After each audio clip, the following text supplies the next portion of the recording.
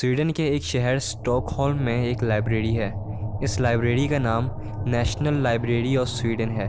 اس library میں ایک نہایت ہی حیرت انگیز اور پراسرار کتاب موجود ہے۔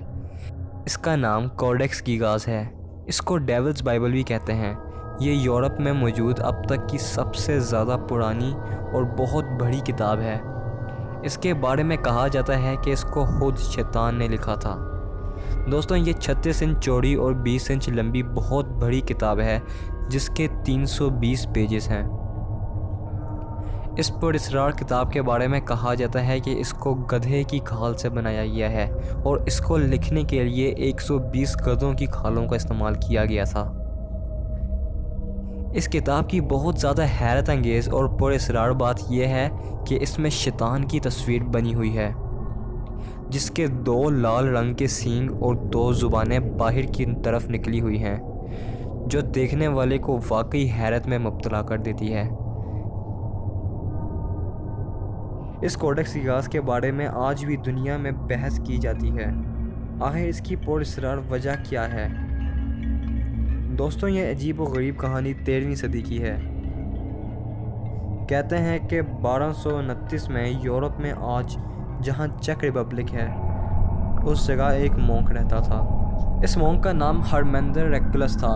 اس نے اپنے مذہب کے کچھ اصول توڑ دیے تھے اور اس بات پر اس کو سزائے موت سنا دی گئی تھی۔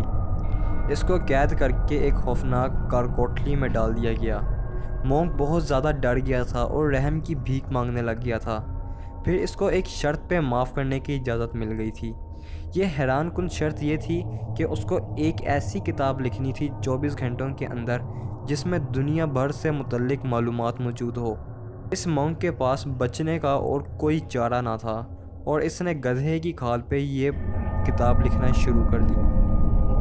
وقت گزرتا گیا اور یہ اپنے کام میں مصروف رہا، مگر جیسے ہی رات کا پہر ہوا تو اس کو اس بات کا احساس ہو چکا تھا کہ یہ ایسی کتاب 24 گھنٹوں میں نہیں لکھ سکتا۔ تو اس مونک نے فیصلہ کیا کہ یہ اس رات شیطان کی مدد لے گا اور اپنی روح بیچ دے گا، اور اس نے ایسا ہی کیا۔ اس رات شیاطین نے اس کی مدد کی اور اس پوری کتاب کو خود لکھا۔ اس کتاب میں جادو، تاریخ کے متعلق حیرت میں مبتلا کر دینے والی باتیں، مختلف بیماریاں اور ان کے علاج اور اسی طرح کی بہت سی حیران کن اور پراسرار باتیں لکھی ہوئی ہیں۔ اور پھر جب آخر کار یہ کتاب رات میں مکمل ہو گئی تو اس مونک نے شیطان کا شکریہ ادا کرنے کے لیے خود ایک صفحے پر شیطان کی بہت بڑی تصویر بنا دی۔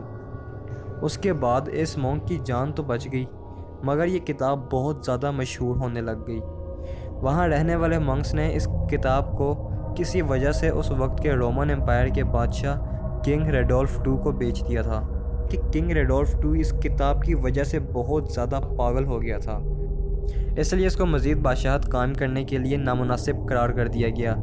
کوڈیکس گیگاس کی حیرت انگیز بات یہ بھی ہے کہ اس کو لکھنے میں 25 سے 30 سال کا وقت لگتا۔ اس کو جس سیاہی سے یعنی انک سے لکھا گیا وہ کیڑوں سے بنی تھی۔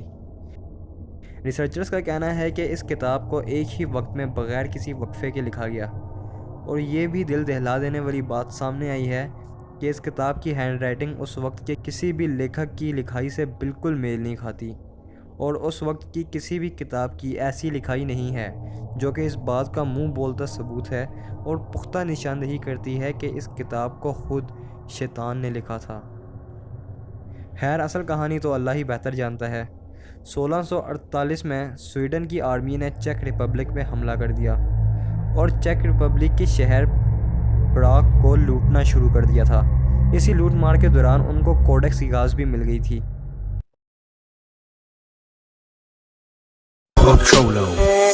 Raindrop, drop top, smoking, no cooking, the hot box.